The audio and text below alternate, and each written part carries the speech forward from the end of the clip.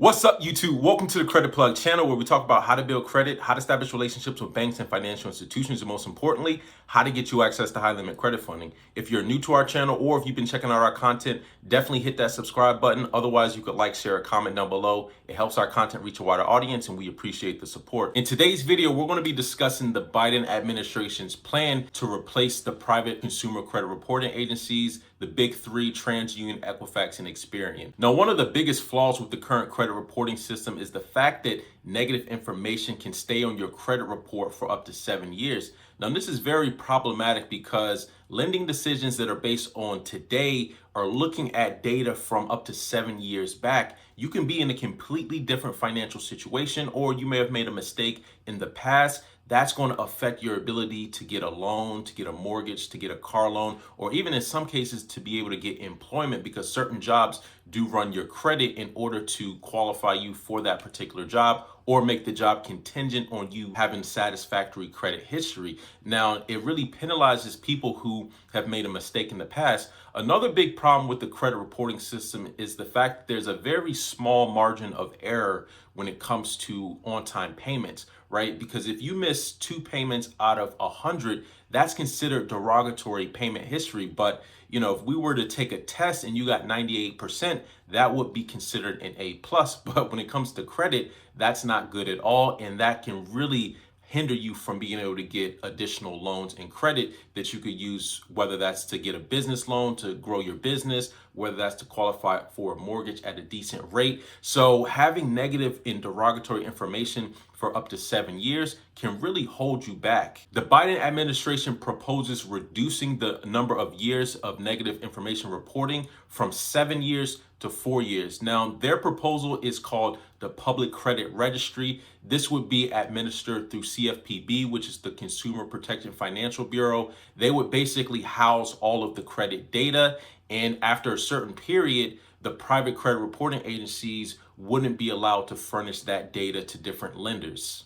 Another component of the Biden administration's plan is to allow student loans to be discharged in a bankruptcy. So as a lot of you know, student loans are one of the very few things that you can't discharge in a bankruptcy, especially federal student loans from the government.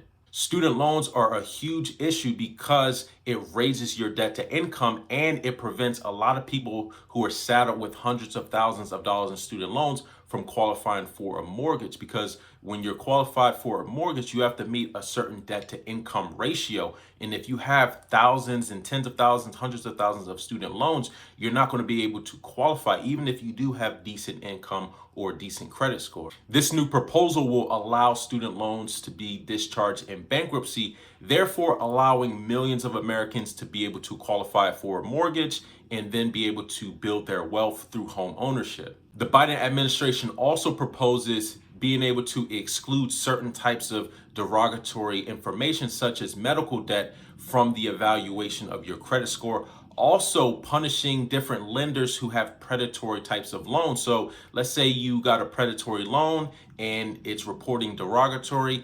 That type of information can be excluded from your credit report. The current credit system negatively impacts Black and Latino consumers, especially because Black and Latino consumers are more likely to be lower income and have less savings. Now, the reason why income, savings, and wealth are important when it comes to credit is because if you're getting loans and credit cards and mortgages and things like that, but you lack the income to repay it, you're going to be more likely of defaulting or paying your bills late. And that negative information isn't just going to further hinder you from being able to get subsequent and additional credit. Also, you're going to be paying a higher interest rate because you have negative marks on your credit. So it just perpetuates this cycle of wealth inequality, especially with Black and Latino borrowers. And the fact that historically Black and Latino borrowers have had less income and less credit, that means less liquidity and more reliance on credit to be able to meet your needs, especially if you're not making enough income, you're going to have to bridge the gap with some type of credit. But if you're paying high interest rates for access to credit, then that's only going to put you in a worse situation. Another component of the Biden administration's plan is to exclude credit reports from the evaluation of employment as well as housing. Because if you're being denied housing based on your credit score, that can put you in a very precarious situation. The same with employment. If the employment is contingent on a satisfactory credit report, if you've had any mistakes in the past,